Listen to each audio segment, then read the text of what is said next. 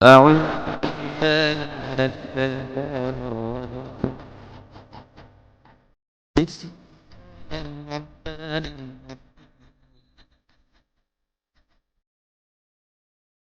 أفلح المؤمنون الذين هم في صلاتهم خاشعون والذين هم عن اللغو معرضون صدق اللہ العظیم. 18ویں پارے کی پہلی آیت ہے سورۃ المؤمنون کی. اللہ رب العالمین نے پورے دعوے کے ساتھ اور ایک دم سریع انداز میں اور پورے واضح طور پر فرمایا کہ مؤمنین یا مومن ایک ہو یا پوری جماعت ایمان والوں کی ہو، وہ پورے کے پورے کامیاب ہو گئے. اب اسلام الگ چیز ہے، ایمان الگ چیز ہے، نہیں بلکہ اسلام تو کلمہ طیبہ کا زبان سے ادا کرنا ہے اور ایمان تو اس کے تقاضوں کو پورا کرنا ہے. اور اس سے آگے بڑھے تو اسلام کے بعد ایمان کا نمبر ہے اور ایمان کے بعد احسان کا نمبر ہے. اب حدیث مبارکہ میں بل احسان یا رسول اللہ جبریل علیہ السلام نے عرض کیا تھا بشری روپ میں آ کر، انسان کے شکل میں آ کر، تو حضرت رسول اللہ صلی اللہ علیہ وسلم نے فرمایا ان تعبد اللہ کأنک تراہ فإن لم تکن تراہ فإنہ یراک. احسان وہ ہے کہ گویا کہ تم اللہ کو دیکھ رہے ہو. اگر یہ کیفیت تمہارے دل کے اندر نہیں ہے تو اتنی تو کیفیت ہونی چاہیے کہ وہ تمہیں دیکھ رہا ہے.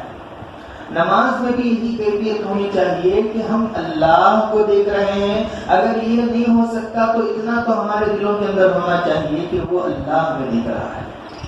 تو یہ اللہ نے فرمایا قد افلح المؤمنون، وہ ایمان والے کامیاب ہو چکے، ان کے لیے میری رضا ہے، ان کے لیے میری جنت ہے، ان کے لیے میری حوریں ہیں اور ان کے لیے میری نہریں ہیں اور ان کے لیے جنت میں بنائے ہوئے تمام محلات ہیں اور اس سے بڑھ کر میرا سلام انہیں روز پہنچے گا اور میرا دیدار انہیں ہوگا.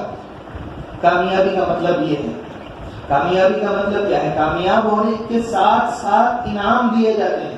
First number, second number, third number اور پوزیشن کے اعتبار سے وہ کامیاب تو ہوں گے، لیکن کامیاب ہونے کے بعد انہیں انعام بھی ضرور دیا جاتا ہے. تو اللہ نے ان کی پہلی صفت بیان فرمائی الذین هم فی صلاتهم خاشعون، کہ ایمان والوں کی سب سے پہلے نشانی یہ ہے کہ وہ نماز تو پڑھتے ہیں، لیکن نماز پڑھنا اس کے ساتھ ایک شرط لگا دی الذین هم فی صلاتهم خاشعون، وہ نماز پڑھتے ہیں تو پورے خشوع و خضوع کے ساتھ. جس طرح ایک مجرم عدالت کے کٹہرے میں کھڑے ہو کر یہ ڈرتا ہے اور یہ خوف کرتا ہے کہ کہیں مجھے کیا ہو جائے، موت کی سزا نہ مل جائے، اور اس کے دل میں اور اس کے دماغ میں صرف یہی گھومتا رہتا ہے کہ میں کس طرح اس الزام سے میں بری ہو جاؤں. تو نماز میں بھی کھڑے ہو کر کیا ہے، تمام دنیا کو ہمیں چھوڑ دینی ہے. لیکن مصیبت کیا ہوئی ہے کہ ہمارے ساتھ ساتھ شیطان کے ساتھ ہماری جو ضرورت پوری کرنے کی چیز ہے یعنی فون، وہ ہمارے جیبوں میں آتے ہیں، جس کی وجہ سے سارے کا سارا خشوع اور خضوع وہ ختم ہو گیا ہے. اور یہاں تو نہیں ہے، لیکن جہاں تجارتی مراکز ہیں اور جہاں تجارت چلتی ہے بازار علاقوں میں، وہاں ہم نے دیکھا کہ فون نمازوں کی حالت میں ان کا گوگل پے بھی بچتا ہے اور ان کا فون پے بھی بچتا ہے. You have received 100 rupees, you have received 1000 rupees. تو اب یہاں یہ خشوع و خضوع گویا کہ ہم اللہ کے سامنے کھڑے ہوئے ہیں اور ہماری حالت یہ ہے کہ ہمارے جیب میں دنیا، اور جیب میں تو ٹھیک تھی لیکن ہمارے دل میں بھی دنیا آ گئی. ایک میلاد سودا کا جو سیشن ہوتا ہے، لوگوں کو وہاں انفلوئنس کے ذریعے، توسط کے ذریعے سے وہاں کی میٹنگ سننے کا کسی کو موقع ملتا ہے، تو وہاں ہم نے سنا کہ ایک دم ہمارے تمام چیزیں ڈیجیٹل، جتنی بھی چیزیں ہیں، فون ہو، واچ ہو اور ڈیجیٹل تک بھی ہو، وہ تک نکال لیا جاتا ہے اور وہاں اتنی خاموشی سے بیٹھنا پڑتا ہے کہ وہاں کھانسنے کی بھی اجازت نہیں. اگر کھانسا جائے تو کیا ہے، سامنے جو اسپیکر بیٹھا ہوا رہتا ہے وہاں تک اس کی بات جائے، کھانسنے کی بات پہنچے گی. ایک دم سائلنٹ ڈسپلین کے ساتھ اور باقی صفائی اتنی. تو جب لوگوں کی میٹنگ ہال اور جہاں ان کی بات چیت سیاسی بات چیت ہوتی ہے وہ اتنی خاموشی کے ساتھ اور اتنی صاف ستھرائی کے ساتھ ہوتی ہے، تو ہم اللہ کے دربار میں کھڑے ہوئے ہیں تو ہمارے دل بھی کیا ہو جائیں، دنیا سے سائلنٹ ہو جائیں، وائبریٹ بھی نہ ہو. وائبریٹ بھی رکھتے تو خیال آتا ہے، بعض لوگ رکھتے ہیں وائبریٹ میں، لیکن یہ وائبریٹ سے بھی کیا ہوتا ہے، دل وائبریٹ کرتا ہے، دماغ وائبریٹ کرتا ہے. جس طرح فون سائلنٹ کرنا ضروری ہے، اسی طرح دنیا کے آپشن سے ہمارا دل سائلنٹ ہو جائے، ہمارا دماغ سائلنٹ ہو جائے، اور صرف کیا ہو ہمارے سامنے کیا ہو، ہم گویا کہ اللہ کو دیکھ رہے ہیں اور اللہ کے سامنے کیا ہے، بات کر رہے ہیں. محبوب سے بات کرنا اور اپنے عاشق سے بات کرنا یہ بہت بڑی بات ہوتی ہے. اس دوران وہ کسی کی نہیں سننا چاہتا، اور وہ اللہ کو اپنا جب محبوب بنا لیتا ہے اور اپنا عاشق بنا لیتا ہے تو وہ اور دوسرے خیالات میں وہ گم نہیں ہوتا. تو الذین هم فی صلاتهم خاشعون، خشوع و خضوع کا مطلب یہ بھی ہے کہ نماز پوری پاک و صاف ہونے کے ساتھ ساتھ بدن بھی پاک ہو اور کپڑے بھی پاک ہوں. نماز میں کیا ہے، مسجد میں جب آئیں کیا ہے، خذوا زینتکم عند کل مسجد، جب مسجد میں آؤ تو کس طرح آؤ، زیب و زینت کے ساتھ، خوشبو لگا کر، سرما لگا کر، اس طرح آؤ. میں اس کا ترجمہ کر رہا ہوں، خذوا زینتکم عند کل مسجد، جب تم مسجد آؤ تو نوش و بند کر آؤ. لیکن آج کیا ہو گئی ہے حالت، لوگ مسجد نوش و بند کر نہیں بلکہ پٹاخیوں کی طرح. یہ اللہ کا گھر ہے، اللہ نے خود فرما دیا یہاں آؤ تو کیا ہو، پورے خوب سج دھج کر آؤ جس طرح شادی میں ہم جاتے ہیں. اور علماء نے لکھا ہے کہ مسجد میں ایسے کپڑے پہن کر جانا جو دوسرے تقریبات میں یعنی شادی بیاہ میں نہیں پہن کر جاتے، ایسے کپڑے پہن کر مسجد آنا یہ مکروہ لکھا ہے. تو ہم اور نیند کی حالت میں جو، اور علماء نے لکھا ہے کہ جو ٹوپی، یہاں تک ادب کا تقاضا یہ ہے کہ جو ٹوپی بیت الخلاء پہن کر جاتے ہیں وہ تک مسجد میں پہن کرنا ہے، کیونکہ جہاں گندگی کوئی وہ تو ہے، ہم جا رہے ہیں لیکن جتنا ہو سکے ہمارے سے ادب ہونا ضروری ہے. تو وہ ٹوپی بھی خیال رکھیں کہ آج ہمارے اندر کیا ہے، ہمارے گھر کی عورتوں کے اندر اللہ حفاظت فرمائے کہ بیت الخلاء جاتے وقت ہم خاص کیا ہے، عورتوں کے اندر یہ عادت ہو چکی ہے کہ کتابوں میں لکھا ہے اور اس کا آنکھوں نے مشاہدہ بھی ہوا ہے کہ اپنے دوپٹے باہر رکھ کر جاتی ہیں، اور مرد حضرات کو کیا ہے، ٹوپی ہی پہن کر نہیں جاتے.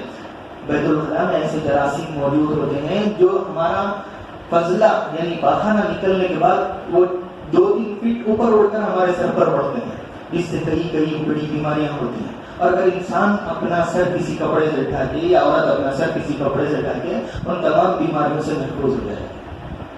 تو وہ خشوع و خضوع حضرت صحابہ جیسا نماز کیسی ہو. اللہ نے فرما دیا کہ فَإِنْ آمَنُوا بِمِثْلِ مَا آمَنْتُمْ فَقَدِ اهْتَدَوْا، اس طرح ایمان لے کر آؤ. اللہ نے قرآن میں فرمایا ہے، الف لام میم کے آخری صفحے میں آپ اٹھا کر دیکھیں، فَإِنْ آمَنُوا بِمِثْلِ مَا آمَنْتُمْ بِهِ، ایسے ایمان لے آؤ جسے صحابہ نے لے کر آیا ہے. اور اب صحابہ کا ہر عمل اور انسانیت کو، ساری انسانیت کو بتلا دیا کہ صحابہ نے جس طریقے سے عمل کیا اگر اس طریقے سے تم نے بھی عمل کر دیا تو تم ہدایت یافتہ ہو. صحابہ نے جس طرح نماز پڑھی ویسی نماز پڑھو، صحابہ نے جس طرح روزے رکھے ویسے روزے رکھو، صحابہ نے جس طرح زکات دی، حج کیے، عمرے کیے، اللہ سے ڈرتے رہے. اگر اس طرح کوئی کرتا ہے تو تمام انسانیت کے لیے اللہ نے سرٹیفکیٹ دے دی، ہدایت کی. فَإِنْ آمَنُوا بِمِثْلِ مَا آمَنْتُمْ بِهِ، اور اللہ رب العالمین لا يحب اللہ میں فرمایا یا ایھا الذین آمنوا آمنوا باللہ ورسولہ، اے ایمان والو ایمان لے کر آؤ جس طرح ایمان لے کر آنا ہے. اس کا دوسرا ترجمہ بھی ہے ایمان والو نماز پڑھو جس طرح نماز پڑھنی ہے، اور روزہ رکھو جس طرح روزہ رکھنا ہے، اور اللہ سے ڈرتے رہو جس طرح ڈرنے کا اس حق.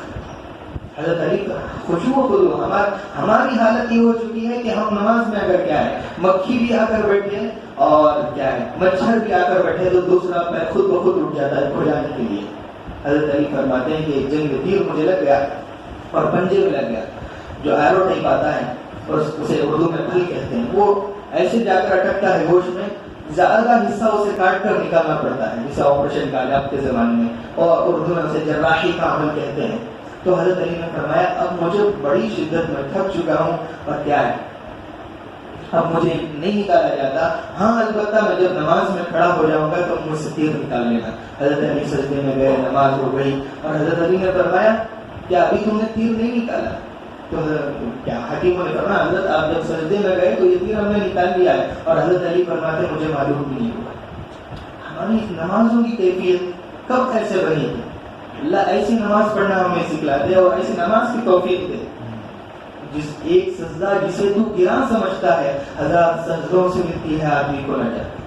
ایک سجدہ ہمارے لیے کافی نہیں، ہزاروں پڑھتے رہنا چاہیے. اور نماز ایسے بنتی ہے جس طرح بورویل کی کھدائی کی جاتی ہے، شروع میں مٹی نکلتی ہے، ریت نکلتی ہے اور گندا پانی نکلتا ہے، پھر جا کر صاف پانی نکلتا ہے. اور اگر شروع میں ہی ہم نماز پڑھتے رہے ہیں، اللہ سے مانگ کر رہے ہیں اللہ اس طرح نماز پڑھنے کی توفیق دے دیجیے جس طرح حضور اکرم صلی اللہ علیہ وسلم نے نماز پڑھی، اور اس طرح توفیق دے دیجیے کہ جیسے صحابہ نے، تابعین نے، تبع تابعین نے نماز پڑھی. اللہ ایسی نماز پڑھنے کی توفیق دے دیجیے جس طرح آپ کو میں پسند آ جاؤں اور آپ مجھ سے راضی ہو جائیں، اور ایسی نماز پڑھنے کی مجھے توفیق دے دیجیے جیسے آپ چاہتے ہیں.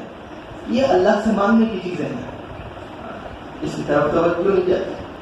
تو اللہ نے فرمایا الذین هم فی صلاتهم خاشعون، اللہ رب العالمین اسی نماز پڑھنے کی توفیق عطا فرمائے. تو جب اللہ کے دربار میں کھڑے ہو جائیں تو جس طرح صحابہ حضور اکرم صلی اللہ علیہ وسلم کے دربار میں کھڑے ہوتے تھے اور ان کا بیٹھنے کا انداز، ادب، اور فرمایا کہ اس طرح بیٹھے رہتے تھے گویا کہ صحابہ کے سروں پر پرندے بیٹھے ہوئے، اگر حرکت کریں گے تو وہ اڑ جائیں گے.